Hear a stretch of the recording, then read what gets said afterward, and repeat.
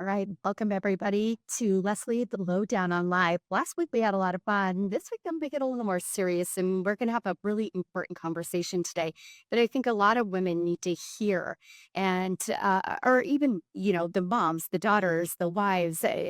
Just this is such an important conversation. So, with that said, I want to introduce to you my incredible guest today. We've got Julie Delaney.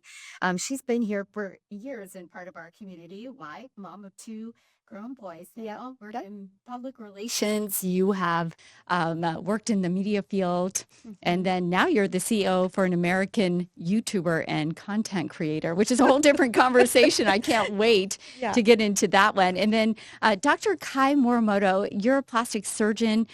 You've got a passion for health and wellness, though. So it's not just about the aesthetics. It's about the overall thing. And you're so passionate about educating yourself on all that's new and keeping up with everything that keeps people healthy and down that right path. So thank you guys both so much for being here. Thank you for having us. This is great. I'm going to start out with a couple of statistics because 69 to 84% of women at one point or another are unhappy with their bodies. That's a high percentage.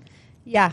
I mean, I think we've all experienced that, right? Yeah. When you're comparing yourself to other people. Yeah, and I think it would be even higher. I was kind of surprised. I thought it would be a little bit higher too, Kai. I think that the comparison starts so early, and we were talking about this just a few minutes ago, that, we grow up with Barbie, so we've got this little plastic doll with this perfect figure, and we're looking at that thinking, oh, that's what we need to be. And then magazine covers, and we don't factor in, especially when we're so young, that there's so much retouching that's going on. And we're thinking, oh, that we've got to look like that. And it really is just unrealistic and unattainable.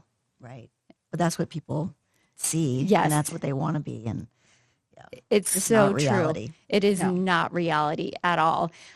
Today, we're going to talk about BII, which is new to me. And I was telling you guys a few minutes ago, I went down a rabbit hole last night because we started talking about this, and we've known each other for a long time. Yeah. Actually, we all have. What a small world, right? But I've watched some of your health issues with scleroderma and just through the years. But you're so candid at talking about BI, which is breast implant illness. Yes. Yeah. And what you've been through and what your journey has been like. So I wanted to start with you, Julie, and just talk about when did you decide to get breast implants? Well, it starts when I was in puberty, actually, and my mom was well endowed, and it was like I was 12 or 13, and I thought, okay, they're going to come in at some point, right? And then I was 15, 16, and still nothing happening up top, and so I always knew that I just didn't feel as feminine as I wanted to. So I made the decision to have implants put in after I'd had my second child. So I knew we were done having kids, and if I was going to make the investment, I wanted, to not have that area then messed with because I had more kids. And so I was about 26 when I had them put in, and I was thrilled. Like, having them put in was the easiest thing I've ever done. I mean, it was probably easier than going to the dentist and having my teeth cleaned. It was a really easy surgery, kind of. I was going to say, but kind of. But it was cosmetic as opposed to medical. A lot of people have to for medical as well if they've had a mastectomy. What kind of breast implants did you get? Yeah, and that's what makes, like, if we're jumping forward and then jumping back in my story, that's what makes it so frustrating, is that I thought I was doing all the right things, right? So I waited till I was done having kids. There was the whole Connie Chung controversy with the silicone implants right before, and those had been taken off the market and they had just been put back on. But I thought, I'm going to do the responsible thing and get saline implants. And, so if they leaked, I'm totally fine. And I wasn't fine. I wasn't. How soon after you got the implants were you feeling any kind of symptoms? Yeah. So I think my story, I want to preface it by saying, I think my story kind of falls on the extreme end. However, I want Kai to speak to, all of the women that she sees. But within 24 hours. So what happened is that within 24 hours, I had a head to toe rash. And The plastic surgeon, Kai did not put my implants in. Another plastic surgeon in town that has retired put them in. And he did a beautiful job and was really a great surgeon. But within 24 hours, I had a rash head to toe. And when I called back to the surgeon's office, they said, oh, you're just having a reaction to the anesthesia cocktail, because if you were having an allergic reaction to the implants, it would just be localized in that area. Well, that sounded good to me. I mean, what do I know? So that rash from head to toe lasted for 12 weeks. And I knew at that point something wasn't right. Like my body was not happy with these foreign objects in there. And I'm thinking it's like the body's intelligence, right? That's saying there's something foreign in here. Get out, get out. Exactly. Yep. Yeah. And a lot of people, most people don't react as quickly as you do, but I have had some where it's overnight, just like you. Yeah. And it might be vision changes, rashes, other things, but sometimes it can take years. You just going along with your life and everything's great, and then you Boom. start having issues, and they kind of just stack up one on another. And one day you just realize, for someone, you say, a lot of women, I'd say 99% of my patients are super healthy women that know they shouldn't feel so cruddy. Mm-hmm. And it just adds up over time until one day they realize what's going on with me. Yeah. Yeah, that's what you were saying, Julie. It's like you were, you knew you shouldn't be feeling so crummy. 12 weeks with painful rash. And that was one of my symptoms moving forward for the next 16 years was these blistering rashes. But unlike a topical rash, like if you put a lotion on and it starts right away, it starts from inside my body. So I can feel the rash burning days before it would ever become visible to the eye. And by the time it would get to the surface, it was gross. It was blistering. It was awful. And I could get them anywhere on my body at any time. So after 12 weeks, when the rash finally went away, what was your mindset at that point? Well, I was thinking, apparently my body doesn't like general anesthesia.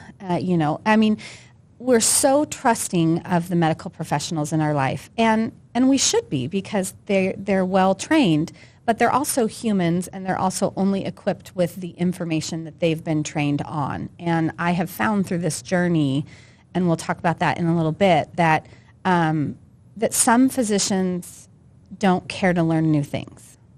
And some physicians are all about staying on top of what's happening and the research and all of that. So after the 12 weeks, I was living my best life. I had these new perky boobs, and I was finally filling out swimsuit tops, and I was finally filling out bras, and my shirts were hanging great, and I loved it. And that bliss lasted probably 2.5 years, to Kai's point. My real symptoms and my health decline took about 2.5 years to start. And then what did you start to see? Well, it was awful. And because with breast implant illness, what I found, and talking to hundreds of women who have suffered from it as well, is that it's little things that as women we just don't pay attention to. Women, we're such caregivers of others, but we don't care for ourselves. So like Kai said, it was rashes, it was brain fog, it was joint issues. And then for me, a lot of organ involvement. So it took 7 years of suffering from what we thought were kidney infections. I would go to the doctor and I would give a urine sample and it looked like a blood sample. And then they'd put me on high-dose antibiotics while they were sending things out for culture, and then would come back and they'd go, yeah, you don't have an infection. I wonder why you're peeing blood. Or colon issues. It ruined my life in a very extreme way. And finally, I had a friend's husband who was a very well-renowned doctor in the area say, give me all your medical records. We need to get to the bottom of this. And he ran the right tests to get me diagnosed with a systemic sclerosis version of scleroderma. And then I was connected with a rheumatologist in town who I love, who was able to stabilize my health for my health didn't get better, but it stabilized for, I don't know, 5 or 6 years. And then it went off a cliff again. And it went off a cliff really bad. Is that something that you see quite often, Kai, in your practice when you're talking to women about breast implant illness? Yeah, a lot of times, kind of like with Julie, they'll, the symptoms, they just they're easy to rationalize away because Right. they just sneak up on you. But then you go and get testing, and then most women they say all the tests are negative. They'll be having different lab works done, and it's like negative, there's nothing wrong with you. And then they're like, but there is something wrong, and no one can give them an answer. Because you can feel it, but you can't really put, obviously, a name to it Yeah. as to exactly what it is. And it seems so broad, meaning autoimmune disease does seem to have a broad span of, things that go along with it. So you're talking about brain fog and then Joint pain. And a lot of things, hair loss. it's easy to rationalize away. Yes. Right, like hair loss.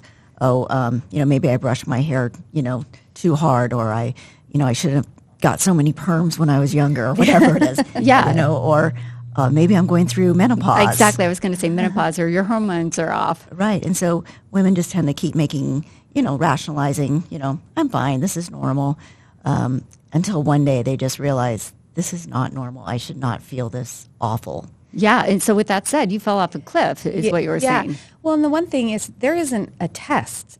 There's not a lab test for breast implant illness. It is a collection of symptoms and you being intuitive with your body, just like I said, that this isn't right. Like I'm eating healthy, I'm exercising, I, take care of my body. Why do I feel so awful? And so for me, it happened in January of 2022 that my brain swelled and I was having trouble talking. Not like I couldn't talk, but it was like I was having trouble finding the words. I was having trouble seeing. The whole left side of my body swelled to the point where I couldn't get my legs in pants, and I had to have an interventional radiologist do an ultrasound guided aspiration and remove 6 vials of fluid out of my left knee. And everyone said, well, your test results are normal. They're normal. There's nothing horrifying. wrong. Now, granted, all of that was happening under the guidance of my rheumatologist who was saying, yeah, your labs are just the same. I mean, my ANA antibody marker was positive, and we knew I had scleroderma, but there wasn't anything to indicate why I was getting so sick. And so I had a friend, and I was desperate, just desperate. It makes me kind of choke up because it's stupid now, but I was desperate to figure out what was wrong with me. And just by happenstance, a friend of mine sent me a documentary called Explant, and it was produced, and it was following a gal who is very well known in LA about getting her implants out. And I sat in my bed and watched it and just sobbed.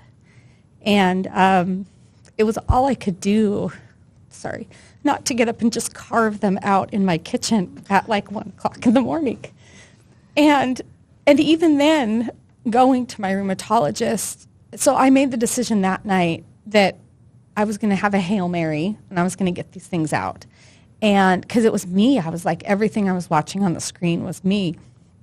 And I started calling around to plastic surgeons, some here in town and some in Dallas because we have friends in Dallas, and it was going to be a big surgery. So I knew I needed to go somewhere where I could have care and not disrupt our whole lives. My husband was going to come, but maybe not for a month. And no one believed me.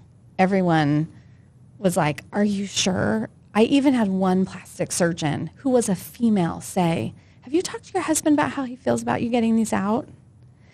And my brain is swelling, and I can't walk, and it's impeding my ability to be a mom and do my job and be a wife. And I was like, oh.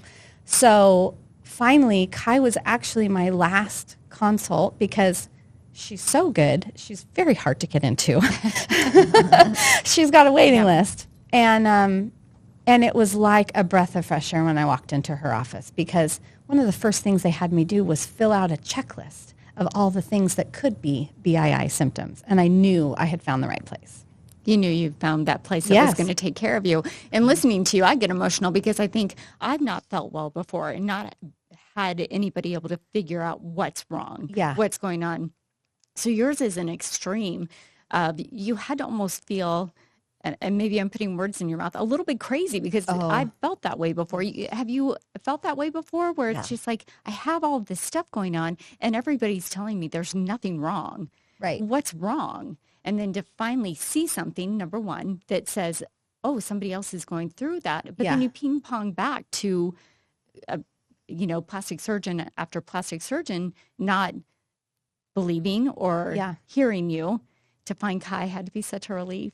Oh my gosh. Well, and luckily, I had a relationship with Kai. Well, not a direct relationship, an indirect relationship with Kai through my husband growing up in town and having helped her with some real estate needs, and now having a long-term friendship with her now husband, who we love, and so it just felt like somebody actually believed me and wasn't worried about the aesthetic going away. Like Kai was invested in making sure my health rebounded, and I had plastic surgeons. I even had, so I have to take a step back.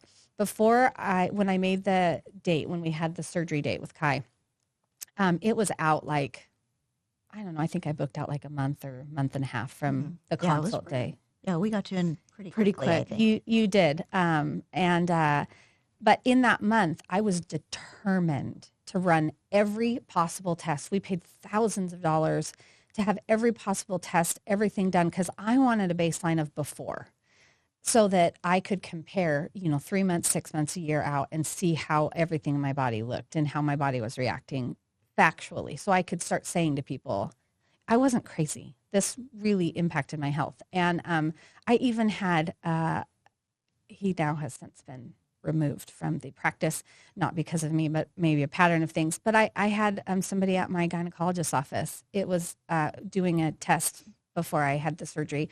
And he said the same thing.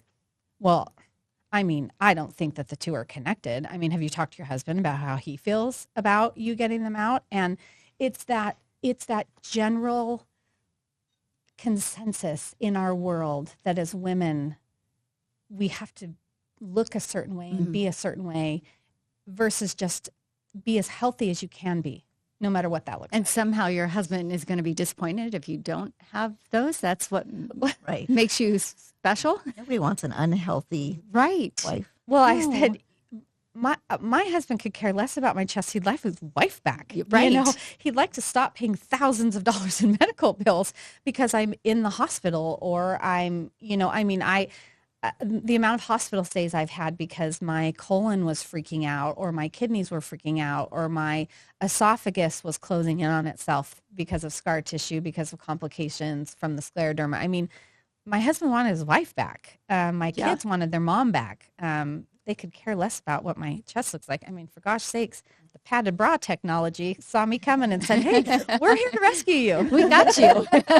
Thank God for those padded bras. That's all I have to say. Yeah. Okay, so I want the two of you to kind of walk through then the time, because it had to be emotional. Yeah. First of all, you've got an appointment with a doctor who cares, who gets it, who's looking at you overall and your health and your well-being. So you've got a plan in place. Yeah. Take it from there. Well, so the one great thing about a surgeon that believes you is that there are a whole bunch of things put into place. And so with Kai, we made the appointment. She did the consultation. We talked it through because well, let's be honest. If I was going to have them out, I also wanted my chest was going to be flat, I wanted a flat stomach too. So, makes sense to me. If I would be flat, let's just be flat all the way down the front. So I had a bigger surgery done where she did a full en bloc explant, and I'll let you explain that. And then did some muscle repair after having kids, and then a tummy tuck. So it was a big surgery. But the one thing I had asked Kai before we went into surgery is I said, my body's just not healthy. So if we get into surgery, do the boobs first. get those out. And if for any reason I'm showing signs of not being able to continue on with surgery, forego the stomach. Like, I'm coming to you because I want these out. But one of the things that I did love is the full end block explant, which is important. So do you want to explain what that is? Yeah, so what that is when you put an implant in your body knows there's something foreign there, and so it wants to protect you from the foreign thing if it's going to live there. So it creates a scar tissue wall around the implant. And so there's no research on like whether you should take the capsule, scar tissue capsule or not, but most patients want, the implant as well as any tissue that was directly in contact with it out. And so when you do an M block, you take the capsule and the implant out in one piece rather than two separate things, or maybe just taking the implant out alone and leaving the capsule behind. Mm-hmm. So it's a lot. It's super easy just to take an implant out, but Right. when you take that scar tissue, there's a lot of risks that go along with it. It seems invasive. Like Yeah. it's a pretty serious surgery. There's a lot more. Usually if the implants are below the muscle, they're going to be stuck to the underside of your muscles and then also to the surface of your ribs. And so it's just there's Yeah. a little more discomfort there. And I would think too that with somebody with Julie's symptoms, and I'm sure you've had many other women with the same ones, you want to be able to get everything that you can. Yeah. And I have had some patients who have come to me who maybe they had only part of the capsule taken out, or maybe just their implants taken out, and they feel somewhat better, but not 100%. And we've gone back in and taken out the remaining capsule, and that's helped. Yeah, it was a non-negotiable for me because I wanted that capsule out. I wanted it sent to pathology. I wanted to be as educated about every step of this process and be the best healthcare advocate I could be for myself, because there was no one out there doing that for me at that moment Right. in time. So I really needed that out, and it was like a security blanket for me to know that was coming out with the implant. And one of the bigger, I think, conversations too is that we've come a long way as far as breast augmentation, right? Because we can use fat from other parts of our body Right. to do that reconstructive surgery. Yeah. You can do fat grafting. I don't do a lot of that. I don't know. It's not at a point yet where you have like a high, like 100% survival of the fat. So, I usually have others that, have more experience in that, do that. But even implants have changed a lot too. And I had quite a few surgeons that I talked to in this process really push me, since I was going to have, all this fat taken off of my tummy, to have that, transplanted and do a fat transfer into my breast. But there was a friend of mine who had that done, and her tissue became necrotic in her breast. So here she'd gone to all this effort to, get her implants out. And then she having, a profile, not be flat chested, was really important to her. And so that just made perfect sense. Well, she ended up having to go back in and have surgery, and she was so ill because all of that fat was infected and it was necrotic. And so now you're, back to square one. So I agree with Kai. Like, if there had been more research about the success rate of it. The other thing is, you can get lumpy boobs, and I was like, I just rather have, You're like, I don't want lumpy boobs. yeah. I want boobs, just not lumpy ones. Yeah, it's okay. Just give me the flat little pancakes. It's fine. So how soon after you had your implants taken out did you start feeling better? Immediately. Wow. Immediately. So I sent you a picture Yeah. of when I was done with surgery, and I of course was super loopy that day, and they took me home, and I slept the majority of that day, and I woke up the next day. I had a team of girlfriends who I can't thank enough. They slept in the bed with me so my husband could sleep upstairs and continue to keep our life moving forward while they cared for me those first like 12 or 13 days. Because really it wasn't the explant, it was the tummy tuck and muscle repair that was the real tail, the real tail kicker. When Kai repaired those muscles, she cinched them in real tight, which meant She got we might have to talk. But I remember the next day saying to my girlfriend Jamie, who was staying with me, I said, I feel like it's weird. And she kept going, what? And I'm like, I mean, I know I'm on pain meds, but I said, it feels like I'm looking out a window that I didn't know was dirty that's now been cleaned. Like the brain fog cleared within 24 hours. And I was still on some pretty heavy pain meds. So of course everyone was like, oh yeah, you're cute. You're probably on all of the narcotics. But it was instantaneous. That's amazing. It really was. And I remember calling into Kai's office, and she has an amazing team of people that she works with who I adore. And I remember saying to the receptionist, I didn't know, I didn't even know I had brain fog. Like I didn't understand it until I didn't have it anymore. And she's like, okay, well, great. I'll pass that on to Kai. You're like, I got my life back. Yes. I mean, it was immediate. But one of the things, and I'm okay if you tell the story as long as you're okay with telling it, is that the 16 years of having those implants in and having scleroderma, my version of scleroderma, systemic sclerosis version of scleroderma, doesn't really go after like the skin, the overproduction of collagen of the skin, which sometimes if you Google scleroderma, you'll see people that like they get the claw hands because their skin gets so tight. That was not the version that I had. But it was attacking my insides. And so I'll never forget, do you want to tell the story of my fat? About it ripping because it was so fibrous? Oh, yeah, it was really bizarre. Yeah.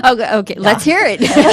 No, it just had like a weird consistency. It wasn't like normal fat. It was just, can't even say, I don't even know that I have words to describe it. Like, I don't want to say woody because it wasn't firm. It was just fibrous-y. And yeah. Why do you think that was? Well, that's the scleroderma at work inside. Okay. So it was like I almost, because I didn't know that at the time. And when I had my first follow-up with Kai and she told that story, plus she told the story to a couple of her staff members who was like, yeah, Kai was telling us about your fat. I was like, but she could almost like rip it. And I was like, oh, I wish someone would have saved that or videoed it because it was like proof, that this was in my body doing damage that, on the outside I looked fairly healthy except for when I had a blistering rash that you could see. But the inside of my body was just being destroyed. And that's how you felt? Yes, and that's how I felt. Oh, I felt like beef jerky. And then she I will probably never eat beef jerky again. I'm so glad you're good. Kai, I love the fact that you get it. You get women. You took that extra step to really learn about breast implant illness. So I want to talk a little bit about that. What got you to that point where you were like, this is something? You still do breast implants. Oh, yeah. But you also do the explants. Yep. So talk about that. And then also what made you go, this is a problem and I need to help these women? And I would say, thinking back, my first breast implant patient was probably back in 2008, before it was even a named thing, and she had rashes. She had chronic rashes. She had seen 3 different dermatologists. They had no answers for her. They couldn't treat her. And she came to me and she said, I think they're my implants. And I said, well, I've never heard of that. I'm not saying I don't believe you, but why don't we get a sample of your implant from the implant company, send it to an allergist, and have them do a skin test on. And so we did it. She thought, oh, that's brilliant. And of course, she tested negative, like most women do with all these tests. And she said, I know it's negative, but I know that the implants are what's causing it.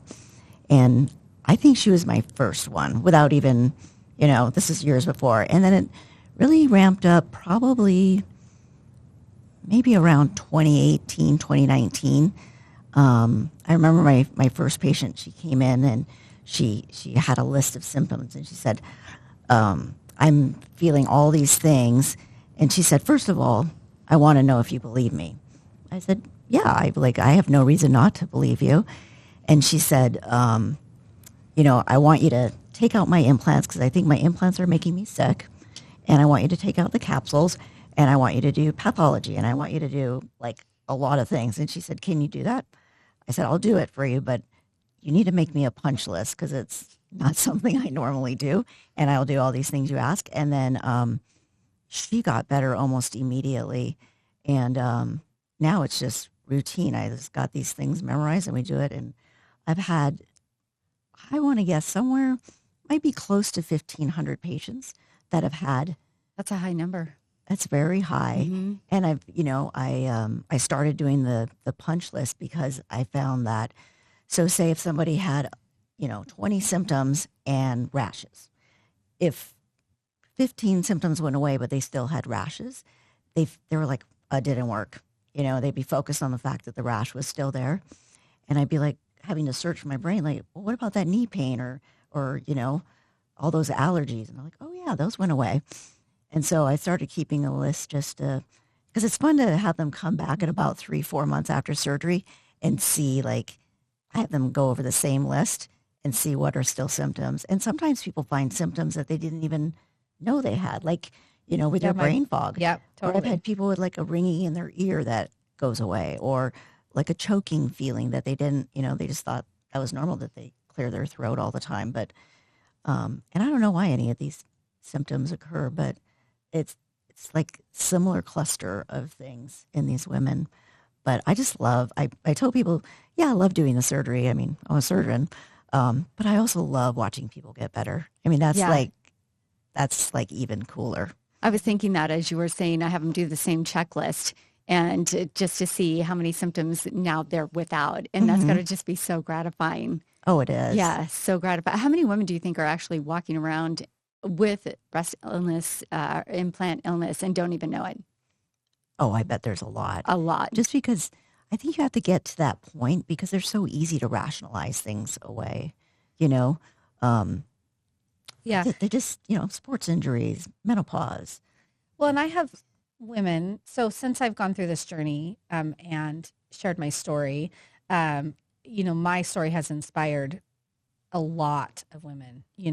I would say probably close to 300 that around the country have gone and gotten their implants out, not just because of me, but because there's this whole movement around it. And I have friends who have them in and they have symptoms, but the symptoms aren't enough for them to go get them out. And I think that's an important point to make. Like, this is your body, right? So, if you are thinking about having them put in, just be educated and find a surgeon that believes you that you could go back to, if you were one of the unlucky ones. And if you are someone with implants and you're like, well, yeah, I have a few of those symptoms, but it's not bad enough for me to do anything about it. Then no judgment. I wish I could have kept them in. I mean, I cried the first time after surgery, seeing my new body.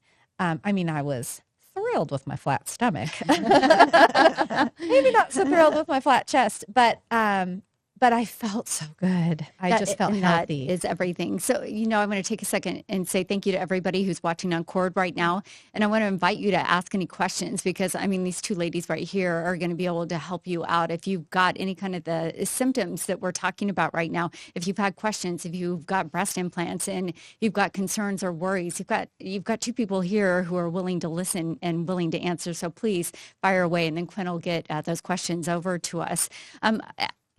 As far as like Kai doing because you do still do the breast implant surgeries, Right. but Yes. you just make sure women are very informed before this happens. Right. Yeah, we always have a conversation about, possible risks. And I always include, that there's a small number of women who their bodies just don't like breast implants, and we do have, I follow up with my patients, 18 months, 2 years after their augmentations. And I always just say, we keep an eye on them. And if they start acting a little weird, we might, mention, I don't know. I think it's important just to, have that seed in the back of your head so that if you do start feeling weird after surgery, Yeah. And I just invite people to come back and we'll talk about it. Do you think that there are some women who are more susceptible to having those reactions to implants? I really haven't noticed any Yeah. trend because I've been here for, well, this year will be 21 years, and I've done augmentations since day one, and I've only had 8 of my own patients come back with implant illness. And I would think the number would be a lot higher. One, I don't have any magic tricks up my sleeve. Right. But I'm in the same area. I think I'm pretty approachable, and if it's out there on social media and I get listed as an explant surgeon and somebody, I would think that they would come back. So 8 out of all those patients. And I would just tell people, I think that's, closer to how many women have it, whatever that percentage might be. Mm-hmm. And I think it's an education piece too, because in my story at about the 6-year mark of having them in and really starting to get sick, my sister-in-law had gone down a rabbit hole. It's very easy to go down the breast implant illness rabbit hole. And she said, Julie, this is you. And I thought, there is no way my colon acting up has anything to do with my breast implants. Come on, this is conspiracy theory stuff. So for me, in talking to women, I think that it's hard because it's a financial undertaking to get them out. You have to make the commitment, and then your body isn't the same when you get them out, when you've had them in for all those years. Right. So I was in denial from the time my sister-in-law first brought it up to me until it almost took 6 or 7 years later that I was like, okay, now I believe her, and now I need to do my own research. And then, of course, I watched that documentary. So I think there are more women out there, but it is a commitment to get them out. I mean, it's a big really commitment. is, because you make the commitment, the financial commitment to get them put in. Yeah. And then you make another financial commitment to have them taken out. And it's kind of where you're at with your own body as Yes. to how important that financial commitment is. The Yeah. other thing too is I have to always tell people there's no guarantee that you're going to feel better Yeah. if I do this, and because there's no testing to show Yeah. that your implants cause it in the first place. Yep. But then I also say, there's no guarantee, but if you don't feel better, you're going to be the first one, because women just know. And I just say, when you know that your implants are making you sick. And it's way more than just saying, I got my implants out and, oh, I feel better. It's rashes that go away. It's being able to eat foods that you weren't able to eat before, your hair growing back, swelling going down so you can wear jewelry again. I mean, it's so much more. The brain fog going away. Yeah. And for some women, it's almost instantaneous. And for other women, it takes, a month, 2 months to realize, oh, that's right, I'm not experiencing that anymore. Yeah. And like I said, I have quite a few friends who have them in and have symptoms, but it's not ruining their life like it ruined mine. So they're choosing to leave them in, and that's great. I mean, there's no judgment. I feel like it would be a scary conversation because, again, in your own head, I know for myself, and it sounds like you as well, these symptoms could be anything. Yeah. So you start to do this bargaining thing. It's like, well, it could be this, and it'll probably go away if I just change the way I eat, or if I do this supplement, or if I do this exercise, or whatever it might be, then, I must be doing something wrong. I can't be here. So it's kind of a bargaining thing, I would imagine. Well, and especially because there aren't doctors who can give a test for it, and they can't give a guarantee. Kai was very honest with me, where she said, I have had women get them out and they have felt better, but I can't promise you that. I can promise you your surgical results, because she's a very skilled surgeon, but she couldn't promise me my health back. But I was so desperate that it didn't matter at that point. And so many of the women that I've talked to, they get to that point where they're just so desperate that it doesn't matter. They're going to roll the dice. I said that getting my implants out was my Hail Mary. And actually, I'm going to tell this story. I did ask my daughter if it was okay because she had breast implants as well. And then Kai actually took hers out right there in the office. And I got to be there for that. It was fascinating and so fast. And I was like, whoa, you're done. But kind of the same thing. She started to get, she wasn't feeling well. And then she got that fear because we lost my stepdaughter to cancer not long before that. And so there was a lot of, that mental game going on. I don't want to get sick. I don't feel well. I want to get these out. But she did the bargaining thing where it was like, well, I just got them in. I really like them, but I don't want this. And so she had to weigh what was, more important for her. Yeah. That's right. I forgot you were there. I was there. I was there for all of that. I am mom of the year for that one. I am not going to lie. I was a little queasy at one point, but we made it happen. So, let's see. Oh, we do have some questions. Okay, let me get those in here really quick. Thank you so much. Quinn over here. Connie wants to know, are there any reasons you wouldn't perform the surgery for, like weight, health, etc.? That's a good question, Connie. As far as weight, you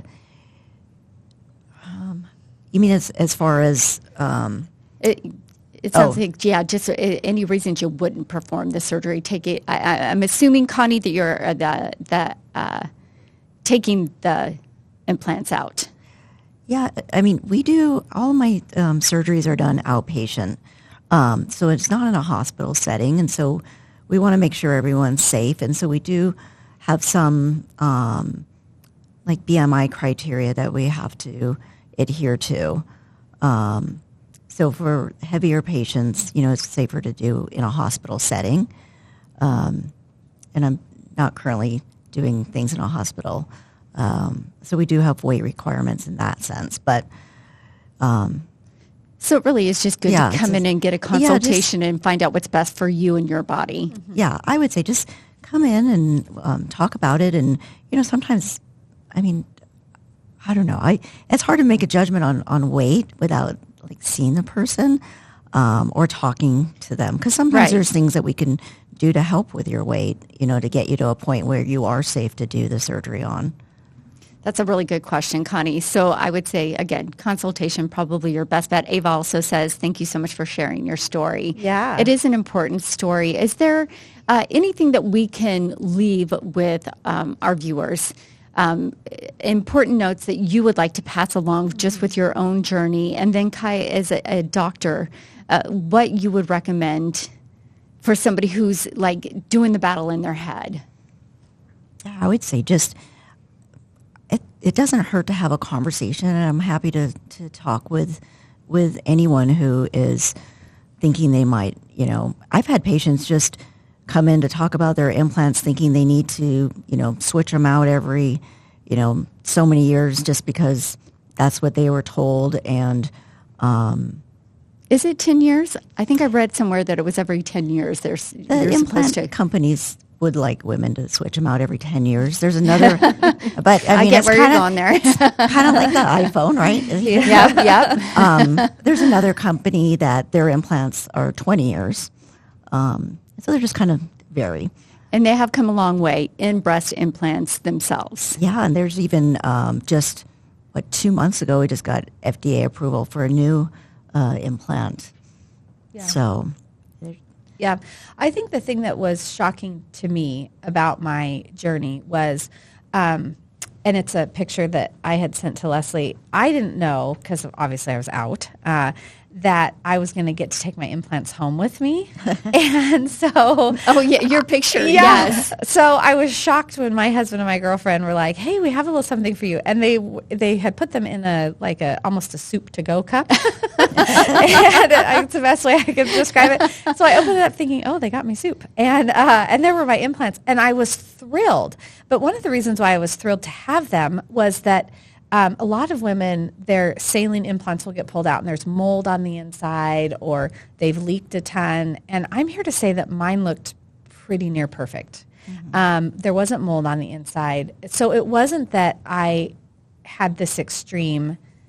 My implants looked great. when they were Yeah. coming out. Most of them do. Yeah. And so I really think that being your own healthcare advocate and believing in yourself, but being mindful of what you're experiencing. I think that's such good advice for all of us. Really be mindful of your own health. Listen to your body. If something doesn't seem right, keep going until you get the answers that you need and you find the person that listens to you. Yes. So, okay, I want to end with this. Okay.